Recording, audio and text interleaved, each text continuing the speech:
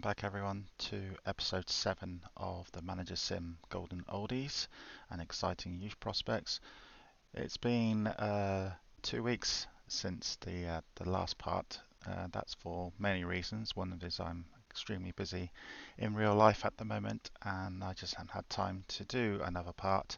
Also, again, uh, this series is very concentrated on viewing numbers and likes. The more likes we have, the more people will view these managing series, which is how YouTube does its type of searching for interesting videos and stuff like that. So thanks very much again for all the likes you've done for each of the current 6 parts. 7 likes is great, but slight worry is that the view numbers is going down, which is not really any surprise. People watch the first part thinking this might be quite boring actually, so I don't watch it.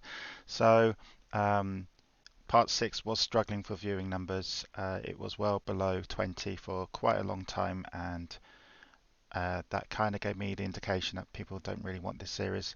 Hopefully I'm wrong, but it has creeped over 20 now, and so we're going to do part 7. So part 7 is the current update of how the series is getting on, how Monaco is getting on. I'm still the Monaco manager, and we are actually, it's a good period to look at because we are, if we go into the game world, we are in December of the first season here at Monaco. And this is generally a quiet period for us because we are out of the cup and we're in no European tournaments or anything like that. We'll go and have a little tournament check later, and I'll give you a view of what's happened for Monaco. Basically, this season for Monaco has actually turned out to be very well. We are currently top of the table by 2 points with 13 wins and 3 defeats. We've scored 39 goals, mostly thanks to our 2 lonely strikers. And our match form currently in the last 6 is that we've lost only 1 in the last 6 games.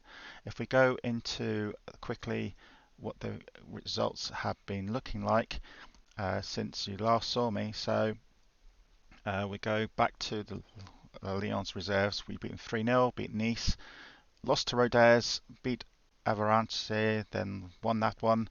Charmby beat Cholet 5-0. Cretilt, we just lost to Cretel 3-2, but came back and beat Les Heribes 3-0.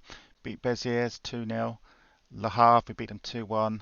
Orléans, we beat them 4-0, and we beat Sceaux 2-1. So in fact, in the last 5 games, we've won quite a few games, and even our defeat against when we lost to Cretel, it was actually a very close game, and we only lost 3-2 there.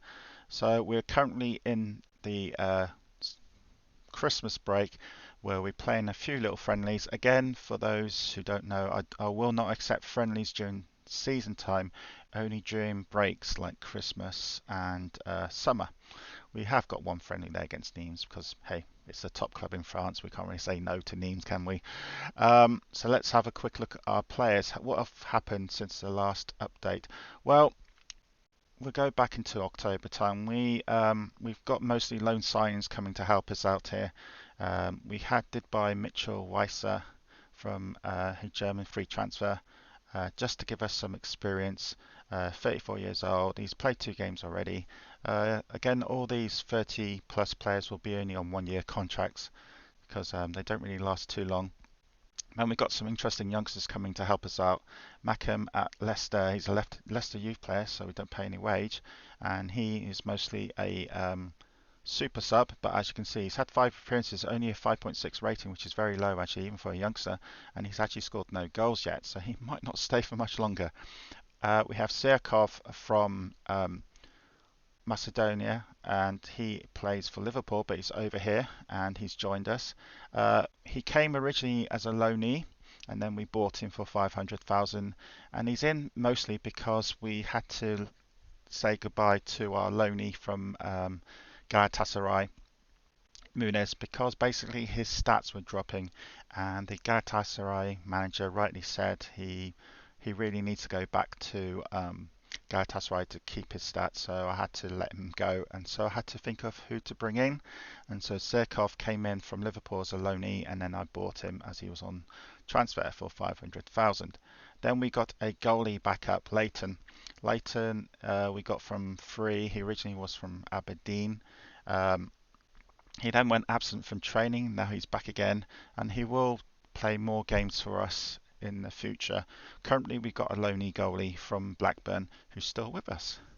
Then we got Leo Comte. He's been loaned to Red Star. A couple of our youngsters who are not generally that brilliant, who were here originally, have gone off to play abroad to see if they can play some couple of games. So Leconte has gone over there. Lecomte, I mean. And then Thiago has gone to Orleans. He's actually been sold to Orleans, so we're actually selling some of our youngsters who are just not good enough. And then Cantone has joined us from a free transfer, again a youngster. He hasn't played that many games because, to be fair, he's only just joined us. And then we just that's how we're doing. That's how we're doing. So we're looking at the player stats then. So as you can see, this is the current list of players that we've got here in Monaco. A mixture of oldies and youngsters. Now, our academy has been making big news because our academy has been in the top 3 for the last couple of weeks in real time. But due to that, many youngsters only have to get to 18 to sign a contract or play them regularly. We are struggling to bring those youngsters in so far. So I've been told that I need to get some of these youngsters out on loan and get them to play often. So even if they're crap, I still have to play them often so they could ask for a contract and then I can say go away. Personally, I would like the randomness of the youth contracts to come back because why oh why would I play a player like this, no offence to this player, play him in the first team or as a sub because he's going to do nothing for our side. But they're the rules. I have to wait until he reaches 18, which, to be fair, is only in 3 months' time. So in 3 months' time, when he reaches 18 and asks for a contract, then I will say goodbye. But again, if you play some of these youth players regularly, as a sub probably, because none of these will be first teamers, then they might ask for a contract even sooner. We just have to wait and see, I suppose. Like, for instance, Barcelona are helping me out with this player. This player is crap, but Barcelona are going to take him on loan and play him a few times for us. So to hurry his contract, basically. Some people might say, oh, that's a bit of a cheating way of doing it. No, any players can be taken on loan, and if it's up to that manager if he wants to play him regularly or not. So I'm going to say no if Barcelona wants him to just help us get rid of him, basically.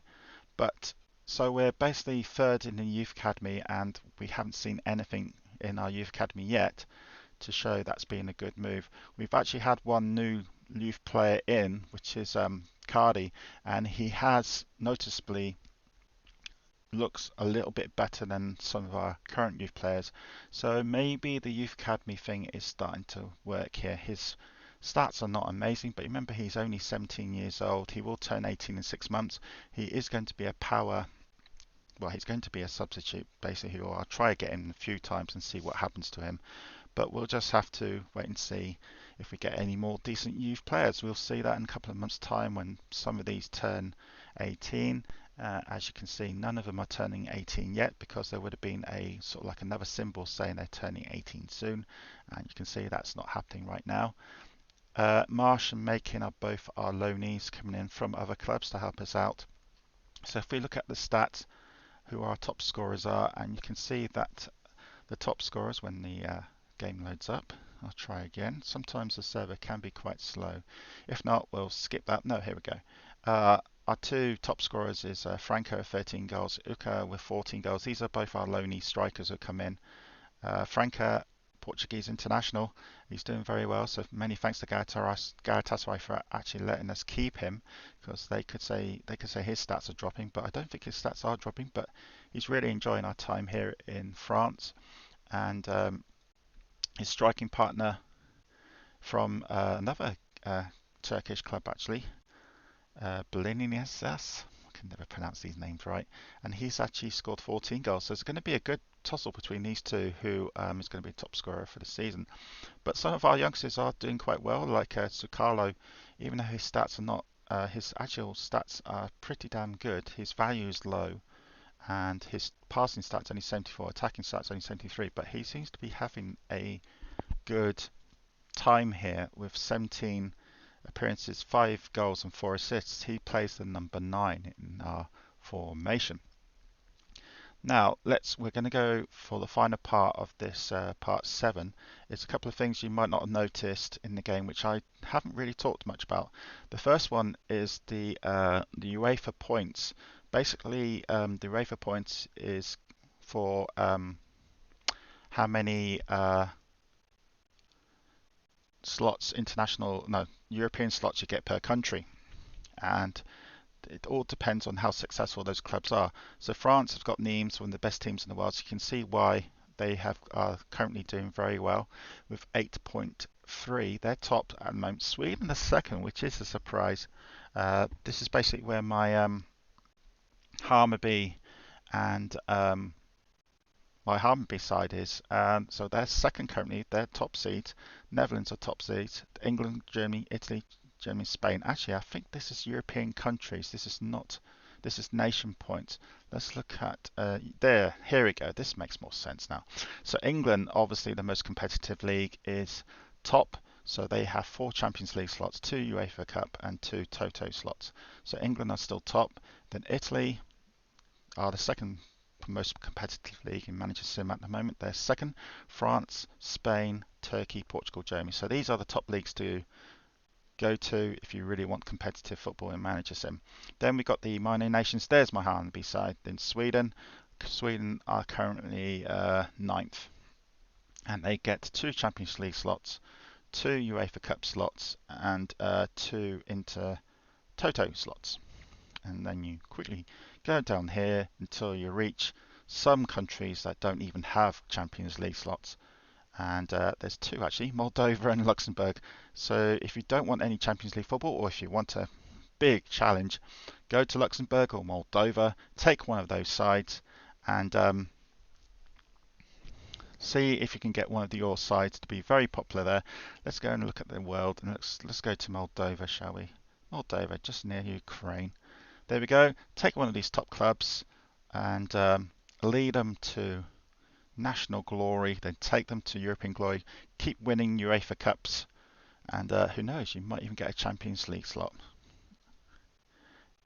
There you go. There's a challenge to all you expert players on Managersim. Go to Luxembourg, go to Moldova, take one of these teams, get this team to win UEFA Cups, and get your nation points up, and see how well you do. So that's a challenge for people. So let's quickly go around the leagues and tell you what's happening as we approach Christmas here in 2029. We'll go to England first, and currently top of the table is Liverpool under the manager of Burnham. No surprise there. He's rebuilding Liverpool, and they're currently top of the table. Second place, just 3 points behind. There's really just 3 clubs in it at the moment, but it's still only halfway through the season. Man United, Mike Turner, the beaten Champions League finalists of last year, they're currently second place. I think Man United won the league last season. Yes, they did. So Liverpool could take Man United's crown there. Wigan are currently third. Wigan, who have they got the manager back again? Yes, they've got their manager. They've got a new manager back. Was Tony original manager? Yes, he was. So Tony has come back to Wigan after a short time in Italy. For 2 years. He's come back to Wigan, so welcome back, Tony. Wigan are third, then Blackburn Rovers fourth, and Paul Skelton, who's always been at Middlesbrough, currently in fifth. Then we have human managers at Oldham and Leicester. In the Championship, we've got no human managers except for one at Birmingham, and they're right at the bottom. Oh well. In League One, we've got manager at Southampton who's second, Chelsea and Northampton. I think Northampton just brought their new manager in. Andrew, have you just joined? Yes, he has. He's just joined about 2 game weeks ago. So welcome, Andrew. So that's England for you. We go to Spain, and Barcelona top the table with Dave Oliver. But the guys, Valencia, have scored 109 goals in just 20 league games. Wow. That's Alexander. Let's see what his matches are like. Yeah, he's had an 11-0. He's had a 10-0. He's had an 8-0, a 6-1. 2 8-0s. Oh, crikey. he's definitely scoring a lot of goals. So Valencia are definitely the side who seem to be the goal kings currently. So it's frightening to see how many goals some of these players have scored. You can see this is a super team, a massive team. Yeah, here we go. Russell, 39 goals, the Scottish international. I'm sure he's an international. Yes, 39 goals in just 33 appearances. So congratulations to Valencia, but they're currently only second in the table. Well, only second, still good. Looks like it's going to be between these two. Real Sociedad are fourth, and then we go to League Two. Granada are the only human side there in 11th. We go to France. France is where, of course, my Monaco side is. Nimes are top, no surprise there. Marseille second, again, no surprise there. In League Two, Nantes, under the managership of Cantona, is top, so they're hopefully going to go into League One next season.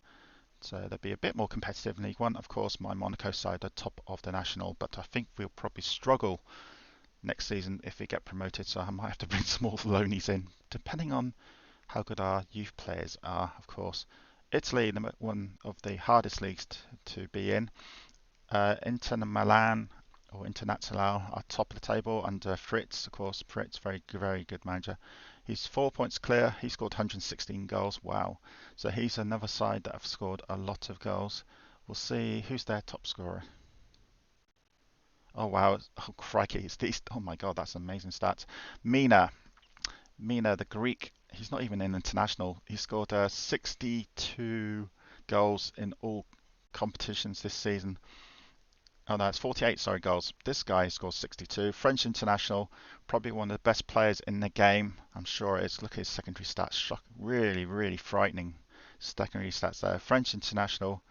He originally was from Troyes as a youth player, there you go, but joined Internazionale, Inter Milan, 10 years ago, and he's stayed with them with a few loanies elsewhere ever since. You can see in his last couple of seasons there, the ones I've highlighted, he's been regularly scoring goals. Amazing player. So, yeah, Fritz has been really lucky there, but Fritz is a very good manager who does uses the game engine. He knows the game engine so well.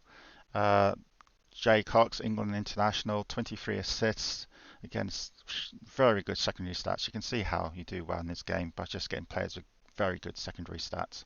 So, Internazionale then, and then we go back to Napoli as second, Milan fourth, Roma eighth. These are all clubs of human managers with a green dot, remember. Jose Mourinho, he's at Roma. That's appropriate because in real life he is really at Roma. And by the time of this recording, he just lost 6-1 in the European game though. Serie B, no human managers in that division whatsoever. We go to Germany next then. Borussia Dortmund and Hamburger, still no change there really. Borussia Dortmund either first or second in the last 5 or 6 seasons under Eric. And second place is Hamburger SV, first or second in the last 3 seasons. So no change there. In the second division, we have got one human manager at Cologne. So hello, welcome. Portugal has been a very competitive league, and I think it's, other than England, it's one of the most competitive leagues we've got. And there's a good ding-dong battle here, so it'd be interesting to see how Portugal gets on with Benfica, who have always been the biggest side in Portugal. Have got some competition between Porto. It's amazing to see Porto coming back up. It's great to see the sleeping giant, I dare say, coming back under Felipe. They're currently second place in Sporting CP, onto Andre, who, actually, to be fair, they've been actually doing very well. Currently third, and then Benfica, who have won the championship so many times with a massive stadium. Well, Jose knows how to play the game. He, like many other managers, buy players and a couple of months later sells them for a profit. So you can do that, so why not? And then we got Belenenses. I thought they were Turkish. No, they're actually Portuguese. I'm sorry about that. Sorry, Luis.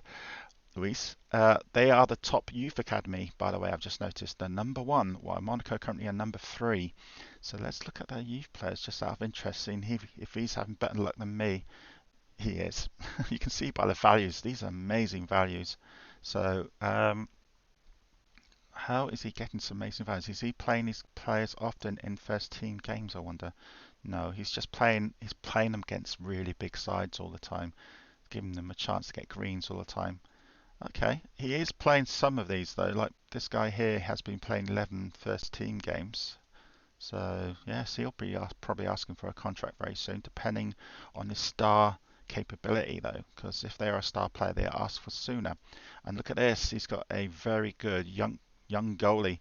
Crikey, he's only 16 and a half years old, and he's got a keeping stat of 78. He is definitely going to be one of the best players in the future. It'd be interesting, Luis, if you're watching this, to see what his scout report is. I'm guessing he's going to be close to a 9.0 to maybe a 10. Um, and look at all these. These are youngsters as well. Wow. And here go. Here's the little symbol you need to look out for. This means his contract is coming up. And this guy's only 17 years old. And wow, he's over at Stoke, been playing regularly. So he'll be asking for a contract soon. Very soon, actually, 'cause it's next month. So I'm sure he's going to become a regular at Benfica. So this is what not Benfica, Balenisas. This is what we're trying to aim at Monaco, but you can see we're at the starting step of the youth academy. Well, this club here is well tuned in this. Again, Lewis, if you're watching, it'd be interesting to tell you how much roughly you're putting into your academy. But for capacity stadium of over 100,000, I'm sure. Um, well, if your capacity stadium's over 100,000, you can't have that much capital on your side because the lower capital you have, the lower money you have, and the higher you invest in youth makes your youth academy better, by the way. So, it'd be interesting to see how you're getting on. And Lewis, if you can reply maybe in the comments to this video, that'd be greatly appreciated. So that's Portugal anyway. We'll go to Turkey because I know there's two human sides at Turkey, Galatasaray and the other side, which I can't pronounce. And they're having a ding dong battle and for that championship there. And that's it. That's the tour of the countries because I don't think there's really any other countries we can look at. My Harnaby side are top of the Swedish league after a really slow start. They seem to be doing better. We go to now the tournaments. Champions League, as always, is in this game, and we're in the second round of Champions League. And my Harnaby side actually made it for the first time ever. We're in another tough group. We just lost 1-0 to Napoli, but getting to this stage of the Champions League for my Swedish side is amazing. But you can see in this Champions League, we've got Middlesbrough, we've got loads of English clubs. The four English sides are actually in this. We've got Nimes, obviously, Nimes and Barcelona in the same. Oh, Inter Milan. Oh, geez, that is a tough group. Nimes, Barcelona, and Inter Milan all in the same group. Then we've got the three English sides in Group A with Benfica. Then we've got Napoli, Man United, Sporting, and my Hammarby side in Group B. Group D, we've got the Spanish, Turkey, Italian, and other French side. So, wow, that's a group of deaths, Group C, isn't it?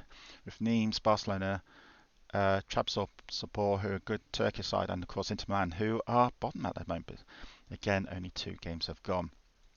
UEFA Cup, we're only in round 3 of UEFA Cup, and they're all the sides that are currently in this. I'm bet you that Liverpool or Real Madrid will probably do very well in this. And my Hacken side, not my Hacken side, the Hacken side, which are Harmby's rivals, they're a very good side, by the way. So we'll go finally for the rankings. What the current rankings looking at the moment? Well, Teddy Bear Nimes is top manager, Valencia, Inter Milan, Barcelona, then that Turkish side, Napoli, Liverpool, Borussia, Benfica, Galatasaray, top 10. Lord Donut at Harvey, he's 19th. And my Monaco manager is slowly going up the table. He's currently 30th. Now, if my Monaco side in maybe a season or two do not start producing top youth players, I am going to leave Monaco. I have got an idea where I might be going, but that all depends on if we're going to get any decent youth players coming in, which might take a while yet. So we have got quite a large squad. Our capital is only 8 million, which is low compared to other clubs. So you can see why we're third in the academy, because our youth academy money we're putting in there, if we just go in there, is 50,000. So we are losing money purposely at the moment, especially over the Christmas period, because we're still trying to invest more in youth. So we'll see what happens. But anyway, this is part 7 ended. I hope you enjoy this. Again, please comment and please send a like to this video and please view it obviously, because I need to have some good viewing numbers, because if we have low viewing numbers then I think the series might end. But anyway, I hope you enjoy it, and I'll speak to you soon. Thanks for watching.